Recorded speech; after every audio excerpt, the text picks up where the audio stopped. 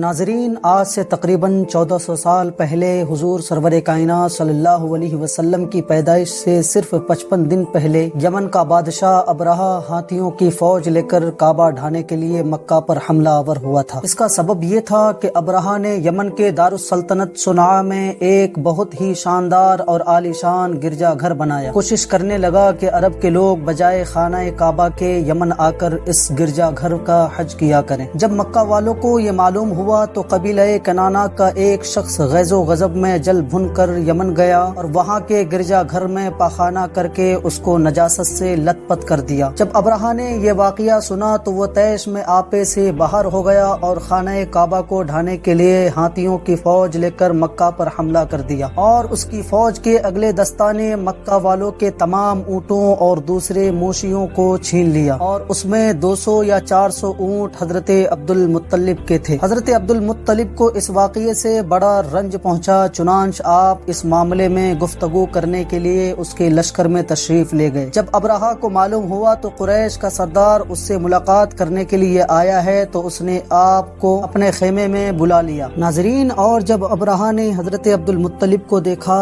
کہ ایک بلند قامت، رعبدار اور نہایت ہی حسین و جمیل آدمی ہیں جن کی پیشانی پر نور نبوت کا جاہ و جلال چمک رہا ہے، تو صورت دیکھتے ہی ابرہہ مرعوب ہو گیا اور بے اختیار تخت شاہی سے اتر کر آپ کی تعظیم و تکریم کے لیے کھڑا ہو گیا اور اپنے برابر بٹھا کر دریافت کیا کہ کہیے سردار قریش، یہاں آپ کی تشریف آوری کا کیا مقصد ہے؟ حضرت عبد المطلب نے جواب دیا کہ ہمارے اونٹ اور بکریاں وغیرہ جو آپ کے لشکر کے سپاہی ہانک لائے ہیں، آپ ان سب مویشیوں کو ہمارے سپرد کر دیجئے۔ یہ سن کر ابرہہ نے کہا کہ اے سردار قریش، میں تو یہ سمجھتا تھا کہ آپ بہت ہی حوصلہ مند اور شاندار آدمی ہیں، مگر آپ نے مجھ سے اپنے اونٹوں کا سوال کر کے میری نظروں میں اپنا وقار کم کر دیا۔ اونٹ اور بکری کی کیا حقیقت ہے کہ میں تو آپ کے کعبہ کو توڑ پھوڑ کر برباد کرنے کے لیے آیا ہوں، آپ نے اس کے بارے میں کوئی گفتگو ہی نہیں کی۔ حضرت عبد المطلب نے کہا کہ مجھے تو اپنے اونٹوں سے مطلب ہے، کعبہ میرا گھر نہیں ہے بلکہ وہ خدا کا گھر ہے، مجھے کعبہ کی ذرا بھی فکر نہیں ہے، وہ خود اپنے گھر کو بچا لے گا۔ یہ سن کر ابرہہ اپنے فرعونی لہجے میں کہنے لگا کہ اے سردار مکہ، سن لیجئے کہ میں کعبہ کو ڈھا کر اس کی اینٹ سے اینٹ بجا دوں گا اور روئے زمین سے اس کا نام و نشان مٹا دوں گا، کیونکہ مکہ والوں نے میرے گرجا گھر کی بڑی بے حرمتی کی ہے۔ ناظرین، ابرہہ نے کہا کہ اس لیے میں اس کا انتقام لینے کے لیے کعبہ کو مسمار کر دینا ضروری سمجھتا ہوں۔ حضرت عبد المطلب نے فرمایا کہ پھر آپ جانے اور خدا جانے، میں آپ سے سفارش کرنے والا کون؟ اس گفتگو کے بعد ابرہہ نے تمام جانوروں کو واپس کر دینے کا حکم دیا اور حضرت عبد المطلب تمام اونٹوں اور بکریوں کے ساتھ لے کر اپنے گھر چلے آئے اور مکہ والوں سے فرمایا کہ تم لوگ اپنے مال، اپنے مویشیوں کو لے کر مکہ سے باہر نکل جاؤ اور پہاڑوں کی چوٹیوں پر چڑھ کر